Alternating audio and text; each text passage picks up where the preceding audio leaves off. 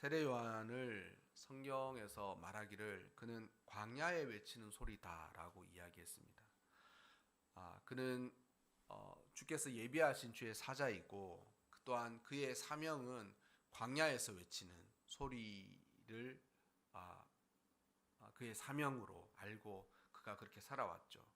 광야에서 외치는 소리라는 말의 뜻은 아마도 하나님께서 말씀하시는 것을 듣고자 하는 모든 사람들이 광야로 나와야만 들을 수 있는 그런 사명들을 하는 것이죠.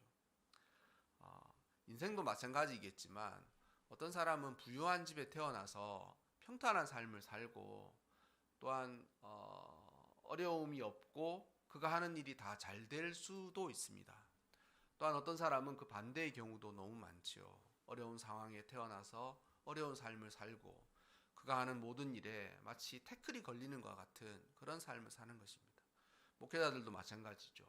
목회자들도 보면 세상하고 똑같다라고 말씀을 드리는 것이 아니라 빈익빈 부익부가 분명히 존재하고 또한 그 가운데에서도 하나님의 섭리가 거기에 다 숨어 있는 것이죠.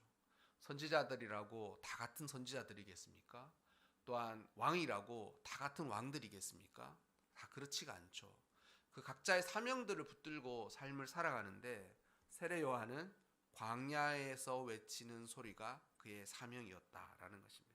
그래서 그가 낙타 털옷을 입고 허리에는 가죽띠를 띠고 광야에서 메뚜기와 석청을 먹으면서 정말 광야에서 기거하는 그런 사람의 삶을 살았지 않습니까? 그런데도 하나님께서 그와 함께 하시니까 많은 이스라엘 사람들이 자신의 죄를 자복하면서 회개하면서 그에게 와서 세례를 받았다라고 되어 있습니다. 사실 여러분, 이스라엘 사람들은 모든 남자들은 난지 8일 만에 할례를 받게 되어 있습니다. 그리고 그 할례를 받음으로 그 할례를 받는 것이 자신의 성기의 포피를 자르는 그 할례를 받는 것이 곧 하나님의 백성으로 인치신 거예요. 그러니까 이게 뭐냐면 하나님의 백성이 이미 되었고 하나님의 백성인 사람들이 나와서 세례 요한에게 자신의 죄를 자복하기 시작한다. 내가 죄인인 것 같다.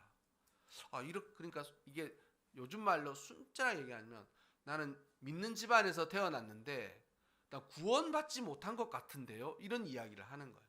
세례 요한이 광야에서 외치는 진리의 말씀을 듣고 사람들이 와가지고 그 말씀 듣고 보니까 나는 하나님 성경도 알고 하나님도 알고 다 믿는 집안에서 태어나서 그렇게 삶을 다 살아서 그런갑다. 우리 믿음으로 살다가 죽으면 천국 가지. 하나님 우리와 늘 함께 하시지. 이렇게 이야기하면서 살다가 그렇게 하면 되는 것 같았다라고 아주 자연스럽고 운명적인 것이라고 생각하고 이거는 그냥 그렇게 가는 거지라고 생각했는데 그의 설교 광야에 외치는 소리를 듣고 나자 이게 큰일 났구나. 나는 지옥 갈 영혼이었는데 지금 그걸 모르고 이때까지 살았구나라고 생각하고 많은 사람들이 와서 자신의 죄를 자복하고 나 죄인인 것 같습니다. 아무리 봐도 난 죄인인 것 같습니다. 그렇게 하면서 그에게 세례를 받았다. 세례를 받았다는 것이 마치 할례를 또 받는 것과도 똑같은 일이거든요. 사실 세례라는 것은 믿지 않았던 사람, 그러니까 당시에도 유대인이 아니었지만 유대인으로 개종한 사람들이 종종 있었어요. 그러면 그 사람들은 벌써 성인이고 나이가 들었기 때문에 유대인이 아니었던 사람들 중에 유대인으로 개종한 사람들에게만 베푸는 것이 세례였거든요. 그런데 그들이 할례를 받았던 유대인들이 이 세례 요한에게 와서 세례를 받기 시작하는 거예요. 제가 목회를 하면서 항상 염두에 두는 몇 가지 중에 하나가 중생과 거듭남이에요.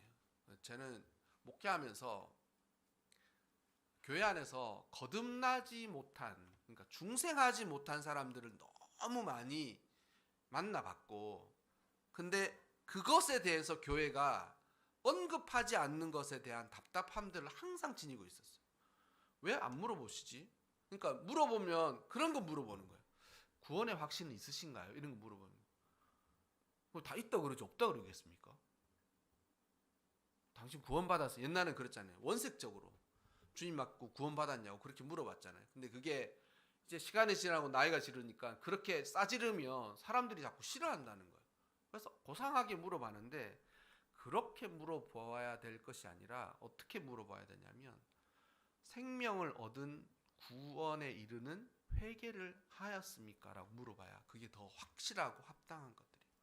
그러니까 교회의 집사님, 안수 집사님, 권사님, 장로님들도 구원은 그냥 이렇게 그냥 고상하게 받는 거라고 생각하는데 절대 그렇지 않습니다. 그가 회개하였는지에 대해서 관심이 있어야 돼요. 아, 진짜 회개하였는가? 그가 자신의 죄를 자복하고 자신이 죄인임을 깊이 깨닫고 이 모든 죄에서 돌아올 수 있는 유일한 방법은 예수 그리스도를 믿고 예수 그리스도를 통하여서 거듭나는 것밖에 없는 이 중생의 경험이 있는가 없는가를 확고하고 확실하게 물어봐야 되는데 물어보지도 않을 뿐만 아니라 그런 것에 대해서 자꾸 언급하지 않는 거예요. 예수님 믿고 복받고 살면 되고 영원히 잘 되는 것처럼 다 잘 될 수 있다 이런 이야기들만 하고 살아요. 근데 여러분 절대 그런 일이 없습니다. 진짜 그런 일이 없어요. 유대인들도 그가 삶을 자연스럽게 살아가다가 세례 요한의 광야에서 외치는 소리를 듣고 그들이 모두 깨우친 것이죠. 그런데 세례 요한이 이렇게 놀라운 일들을 행하자 사람들이 와서 물어보는 거예요. 당신이 메시아입니까? 우리가 오실 분을 기다렸는데 바로 당신이십니까? 물어보니까 그렇게 놀라운 일들을 행한 세례 요한이 아니야. 나는 예비자다 이렇게 얘기하는 거야. 나는 준비하는 사람이야. 나는 길을 닦는 사람이야. 이렇게 이야기하는 거야. 근데 그 길을 닦는다는 이야기가 뭐냐면 곧 이사야서에 나오는 말씀인데 왕이 그곳에 행차하기 전에 왕이 어떤 지방이나 지역을 가기 전에 그 왕 앞서서 나오는 사람들이 있는데 그 사람들이 뭐냐면 길을 닦는 사람들이에요. 어떻게 길을 닦느냐? 왕이 가는 그 길에 언덕이 있으면 그 언덕을 다 파는 거예요. 언덕이 있으면 그 언덕을 다 파는 거예요. 그리고 그 언덕을 판 흙으로 이렇게 구덩이나 확 이렇게 메워야 될 곳들이 있죠. 그럼 거기를 메우는 거예요. 그래서 거기를 평탄화 작업을 하는 거예요. 왕이 가는 길을 예비하기 위해서 도로를 수축하는 것이 그 방법입니다. 그러니까 산이 좀 높다 그러면 다 깎아버리는 거예요. 그리고 저희가 움푹하고 골짜기처럼 낮다 그러면 거기를 다 메우는 거예요. 그런데 세례 요한이 이와 같은 일들을 했다는 거예요. 근데 그 일이 끝나고 나면 어떤 일이 있겠습니까? 왕이 오시는 거죠. 왕이 오시는 그 도로의 정비가 끝나고 왕의 대로가 수축되고 나면 왕이 이제 드디어 오시는 거예요. 왕이 오시는 거예요. 여러분 주님을 만나고 주님을 통하여서 예수 그리스도를 참으로 만나는 모든 일에 근간이 무엇이냐면 회개가 바로 왕의 대로를 수축하는 일들이었다라는 것이죠. 정말 그 마치 너무 잘 맞는 시계처럼 세례 요한은 자신은 길을 닦는 사람이고 회개를 통하여서 이스라엘 백성들이 메시아가 오셨을 때 그 메시아를 받을 수 있도록 메시아를 메시아로 알 수 있도록 그가 길을 닦는 일을 하고 그리고 예수님이 세례 요한에게 나왔어요. 그러면서 예수님이 나에게도 세례를 베풀라 이렇게 얘기하시는 거죠. 대번에 알아보죠. 세례 요한이 그가 메시아다. 물론 신약성경의 다른 부분을 좀 더 사족을 달아서 보자면 세례 요한 역시 메시아이신 예수님에 대해서 기대가 어긋난 부분도 있고 인식이 다른 부분도 있었습니다. 그래서 제자들을 보내서 물어보기도 하고 그리고 그 대답이 신통같이 않았던 그런 일들도 있었고 세례 요한이 죽고 난 이후에 예수님 역시 세례 요한의 죽음을 굉장히 엄중하게 받아들이시는 거예요. 그가 죽으심을 들으시고 이렇게 이야기했을 때 그 본문의 행간을 보면 세례 요한이 죽었다라는 그 사실에 대해서 예수님께서 굉장히 엄중하게 여기시는 부분이 있어요. 근데 어쨌든 세례 요한은 자기에게 세례를 받으신 그 예수님이 메시아이심을 알고, 당신이 나에게 세례를 베풀어야 할 텐데 어떻게 내가 당신에게 세례를 베풀 수 있겠습니까? 그가 뭐라 그랬어요? 나는 그의 신발의 끈을 여매기도 부족한 사람이다, 이렇게 이야기하지 않았습니까? 근데 예수님께서 세례를 받으시는 거예요. 예수님께서 세례를 받으신 것은 개인적인 세례를 받으신 것이 아니라 장차 예수님을 믿고 돌아와야 할 모든 이들을 위해 대표적으로 세례를 받으신 거예요. 그런데 여러분, 이 세례를 받는 그 순간이 마치 어떤 일이냐면, 왕은 언제 됩니까? 왕은 언제 되죠? 예? 그렇죠. 맞아요. 아버지가 죽는 순간 왕자가 왕권을 가져서 왕이 됩니다. 근데 그거는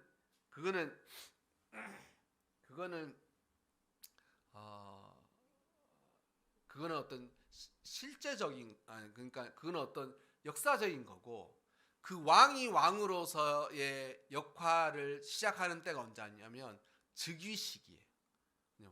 그의 머리에 왕관이 씌워지는 그 순간 그가 공식적으로 왕이 되는 거거든요.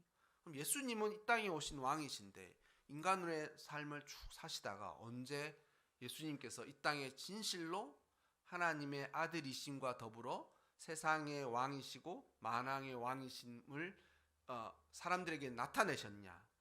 바로 세례를 받고 물에서 나오자마자 하늘이 갈라지며 성령이 비둘기처럼 예수님 머리 위에 내려오심으로 예수님이 드디어 왕의 즉위하신 거예요. 이 땅에서 예수님께서 그렇게 하셨어요. 그러면서 하늘에서 소리가 무엇이었습니까? 내 사랑하는 아들이요 내 기뻐하는 자라. 하나님의 증명이었어요. 이는 내 사랑하는 아들이요 내 기뻐하는 자라. 그러니까 예수님께서 그렇게 왕으로 즉위하신 것이죠. 그런데 그 예수님께서 그렇게 성령의 세례를 받으시고 더불어서 그 일이 있고 나자마자 마태복음, 마가복음 모두 예수님에게 그 다음에 일어난 일이 무엇이냐면 광야로 나가셨어요. 이게 마태복음에서는 좀 고상하게 얘기한다 그럴까요? 마태복음에서는 어떠냐면, 그때에 예수님께서 이렇게 세례 요한에게 세례를 받으시고 물에서 나오자마자 하늘이 갈라지고 성령이 비둘기가 예수님 머리 위에 있고 그것으로 하늘의 음성이 들려서 예수님이 누구신지를 하나님께서 증명하시고, 그리고 그 일이 있고 난 모든 일들로 이제 예수님께서 왕이 만왕의 왕으로 이제 이 땅에 오셔서 그의 사역을 시작하는 그때에 마태복음에서 뭐냐면 성령에게 이끌려 이렇게 얘기하시면 광야로 나가시는 거. 성령에 이끌려. 근데 여러분, 마가복음에서 우리가 읽었던 본문 마가복음에서 어떻게 나와 있습니까? 보면 느낌이 달라. 성령이 곧 예수를 광야로 몰아내신지라. 느낌이 사뭇 다르지 않습니까? 이끌려, 누가 나를 손을 붙들고 가자 이렇게 해서 가는 것 같잖아요. 그런데 이 우리가 읽었던 마가복음에서는 성령이 예수님을 광야로 몰아내신지라 이렇게 되어 있습니다. 뉘앙스의 차이가 확실하고 분명한 것도 있겠지만 마가복음에서 말씀하시는 대로 예수님께서 광야로 몰려져 가신 것에는 예수님께서 왕으로 이 땅에 오셔서 왕의 능력을 행하시고 나서 그에게 그때에 일어나야 될 일이 무엇이냐라는 거예요. 광야로 나가는 거예요. 이스라엘 백성들에게 광야는 어떤 곳입니까? 삶에 익숙한 곳이. 그리고 드넓은 곳이기도 하고 황량한 곳이기도 하고 삭막한 곳이기도 합니다.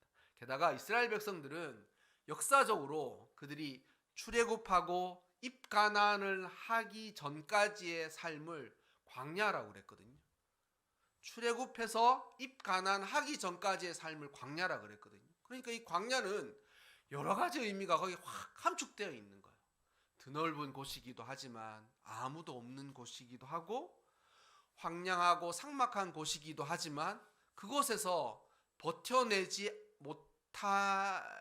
버텨내야만 하고 또한 그곳에서 삶을 버텨내지 못한다면 가나안 땅에 들어갈 수가 없는 그런 곳이라는 거예요. 신명기에도 항상 그러잖아요. 너희가 하나님께서 너희를 광야를 걷게 하신 것을 기억하라. 광야를 걷게 하신 것을 기억하라.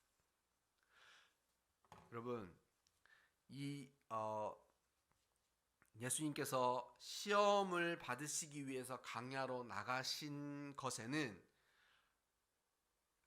하나님의 뜻이 있는데 그 뜻이 무엇이냐면 모든 인류가 겪어야 할 시험과 어려움의 대표적인 세 가지를 예수님께서 거기에 겪게 하시는 거예요. 그리고 첫 번째 아담은 그 시험에서 그가 걸려 넘어졌지만 다시 오신 아담이신 예수님은 그 시험을 이겨내심으로 이제 우리를 시험에서 이겨낼 수 있도록 만들어 주시는 거예요. 만들어 주시는 거예요. 그래서 여러분 우리 삶 가운데 삶을 평탄하게만 살아가려고 하는 생각을 누구나 할 수 있습니다. 인간인 누구나 삶이 복되고 평탄했으면 좋겠다. 삶이 착착착착 잘 이루어졌으면 좋겠다. 이런 생각들을 누구나 하거든요. 저도 늘 그게 안 된다고 생각은 하지만 계획은 어떻게 하냐면 이걸 끝나고 나서 그 다음에 이걸 끝난 상태에서 이걸 하고 이걸 하면서 또 이걸 준비해서 이게 아구가 잘 맞아서 톱니바퀴처럼 착착착착착 맞아 떨어졌습니다. 근데 이게 그렇게 되지 않는 거예요. 그렇게 되지 않는 거예요. 전에도 아내랑 집에서 이렇게 하나 같이 작업을 하는데 신기하죠. 여기서 여기까지가 30cm인 거예요. 근데 30cm인 거예요. 그래서 제가 아내한테 여보 30cm만 잘라오면 좋겠어. 그런데 30cm를 잘라왔을 거 아니에요. 딱 놓는데 안 맞는 거예요. 이게 왜 안 맞지? 이러는 거예요. 너무 커. 분명히 30cm가 맞는데. 그 다음에 이게 안 맞는데 또 자르잖아요. 그 다음 어떻게 되겠어요? 집어넣는데 모자라. 여기 쭉 이렇게. 왜 이러지? 이러는 거예요. 근데 제가 그랬어요. 인생이 항상 그랬어. 난 늘 그랬다.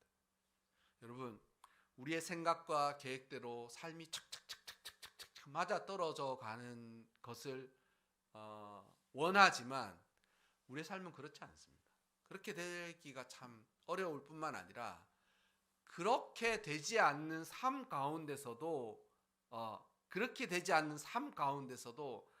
하나님이 행하시는 일들을 발견하지 못하면 그 삶을 거기서 그냥 원망하고 불평하고 하나님의 뜻을 못 붙잡게 된다는 거예요.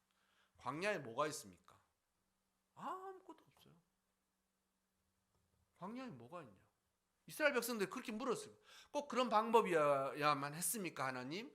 좀 이렇게 잘 가르치고 알아듣게 말하고 보여주시고 때때로 야단치시면서 위로해 주시고 그렇게 해도 다 알아듣습니다. 알아들을까요? 이스라엘 백성들이 광야에 뭐가 있습니까? 먹을 것도 없고 입을 것도 없고 게다가 마실 물도 없지 않습니까? 그렇게 이야기하는 거예요. 물론 낮에는 구름 기둥이, 밤에는 불 기둥이 있기는 있지만 그것 말고 광야에서 살아가기 위해서 너무 많은 것들이 필요하고 많은 부족이 있고 결핍이 있는데 거기서 우리는 도대체 어떻게 살아가야 됩니까? 그 불평을 하는 거예요. 광야에 뭐가 있습니까? 세례 요한의 외치는 소리가 있는 거예요. 회개하라고 우리를 깨우치시는 세례 요한의 진리의 외침이 있는 거예요. 그는 광야에 외치는 소리라고 했잖아요. 광야에 누가 있습니까? 아무것도 없어요. 하지만 누가 계십니까? 하나님이 거기 우리와 함께 해주시는 거예요. 함께 해주시는 거예요. 그래서 광야는 어떤 곳이냐면 광야 그곳에서 하나님을 만나고 또한 광야에서 하나님을 경험하게 하시는 섭리들을 체험하는 곳이다라는 것이죠. 광야는 그곳이에요. 그렇게 하지 않으면 하나님 만날 수 없고 하나님은 누구든지 자신의 백성이라면 그를 광야에. 그래서 신약 성경에서도 교회를 어떻게 이야기하냐면 광야 교회라고 그래요. 교회가 광야야. 교회 와서 위로받고 쉼을 얻고 다 좋아. 근데 잊지 마라. 교회 역시 광야에서 살아가는 광야의 교회야. 거기가 안위하고 무슨 휴게소 같고 그렇지 않다. 교회 생활 역시 광야의 삶과 거의 비슷할 수 있어. 이렇게 이야기하시는 거예요. 여러분, 예수님께서는 광야로 몰려가셨어요. 그리고 예수님께서는 그 시험을 다 이겨내셨죠. 그리고 예수님께서 광야에서 행하신 일이 무엇이냐면 사탄의 모든 시험을 이겨내시고 그리고 하나님께서 원하셨던 그 모습대로 그가 이스라엘 백성들이 실패하였으나 예수님은 성공하심으로 인하여 이제 예수님을 믿는 모든 이들에게도 예수님께서 그 성공을 이루게 하셨다라는 것이죠. 여러분, 예수님은 아주 잘 차려진 멋진 장소에 계시지 않습니다. 예수님은 그런 곳에 계시지 않아요. 또한 예수님이 그런 곳에 계실 거라고 우리도 그런 곳에서 예수님을 만나기라고 것을 기대한다면 그는 정말 영혼이 불쌍한 사람일 것입니다. 어디에서 만났느냐? 예수님은 광야에 계세요. 하나님은 광야에 계세요. 그리고 하나님은 우리를 광야로 내몰아 가시는 거예요. 광야로 삶을 내몰아 가시는 거예요. 예수님도 그렇게 성령에 의해서 내몰리셨다는 거죠. 강압적으로 가야 돼. 그렇게 하시면서 광야로 내몰려 가셨다는 거예요. 그리고 그곳에서 사람으로서 받아야 할 모든 시험을 받으신 거예요. 예수님께서 받으신 시험은 인간이 살면서 당하는 모든 시험의 근간입니다. 그리고 하나님과 아담이 불순종하고 범죄한 그 범죄의 아주 근간이에요. 그 세 가지가 아담이 왜 하나님과의 약속 언약을 깨버리고 불순종하였는가, 그가 범죄하였는가를 잘 보여주는 구절이라는 거예요. 그런데 인간적으로 보면 예수님이 얼마나 수욕적이겠어요. 어떤 수욕적이냐면 사탄이 와가지고 네가 하나님의 아들이냐? 이렇게 물어보는 거야. 몰라서 물어봤겠습니까? 지금 몰라서 귀신도 예수님이 누구신지 알고 그 예수님의 모습에 벌벌 떠는데 사탄이 몰라서 물어봤겠습니까? 그거 아닌 거야. 뭐라고? 네가 지금 뭘 몰라서 그렇게 하는 거야? 근데 예수님께서 그 시험을 그대로 당하시는 거예요. 예수님께서 여러분 광야로 내몰리셨던 것처럼 정말 우리 삶 가운데 주님을 긴밀히 만나고 주님과 가까워지고 하나님의 은혜를 사모하고 하나님께 더 가까워져 가서 하나님을 만나려면 우리 모두 광야로 가야 돼요. 히브리서 13장에 나와 있기를 뭐냐면 예수님은 어디 계시냐 이 이야기를 하면서 어떻게 하냐면 예수님은 십자가를 지고 예루살렘 영광이 가득한 그곳에서 하나님의 도성이라고 얘기하거든요. 하나님의 성인 예루살렘에서 십자가를 지고 영문 밖으로 나갔다. 문 밖으로 나갔다는 거. 성문 밖으로 나갔다는 거. 그러면서 히브리서의 기자가 이야기하기를 우리 모두 그를 따르자. 우리 모두 예수님을 따라 영문 밖으로 나가자. 공동체 밖으로 나가자. 이스라엘 백성들의 민족적인 공동체 밖으로 나가자. 멸시와 천대가 있는 그 갈보리 언덕으로 우리도 모두 따라가자. 그렇게 이야기하는 거예요. 그게 믿음입니다. 한 해의 마지막에 제가 본문을 선택하면서 하나님 이 본문 선택하라고 말씀하시는 것 같은데 말씀이 한 해 감사하게 이렇게 잘 마무리하면 좋지 않을까 싶은데 하나님 이거 아무래도 이 말씀 전해야 될 것 같더라고. 뭐냐면 우리 모두 한 해의 삶이 어떠하였든지 간에 힘들고 어렵고 시험과 두려움과 황망함과 삭막함과 곤고하였었던 그곳이 여러분의 광야였다. 여러분의 광야. 그리고 그곳에 주님이 우리를 내모신 거예요. 삶을 내버려. 가만히 생각하면 다 내몰린 거예요. 믿음은 내몰린 것을 받아들이는 것이 믿음인 것 같아. 믿음이. 나는 어떻게 한 것도 없는데 상황, 형편, 처지 그리고 내가 어떻게 할 수 없는 모든 것들로 하나님께서 나를 몰아가시는데 믿음은 그래 하나님께서 허락하셨으니까 이렇게 하셨겠지. 그리고 그곳에서 그 모든 것을 마음으로 깊이 받아들이는 것이 믿음이라는 거죠.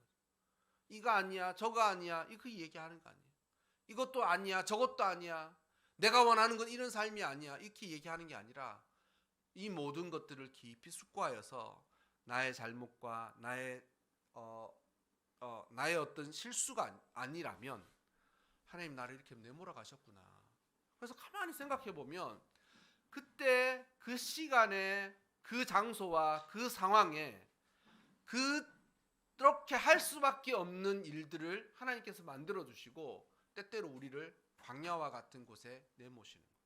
그런데 거기에 목적이 있다고요, 없다고요? 없지 않아요. 목적이 반드시 있다는 거예요. 그리고 반드시 있는 그곳에서 주님께서 예비하고 주님께서 계획하신 일들을 이루어 가실 것이다 라는 것입니다. 여러분 이러한 마음으로 한 해를 돌아보시고 마무리하시기 바랍니다.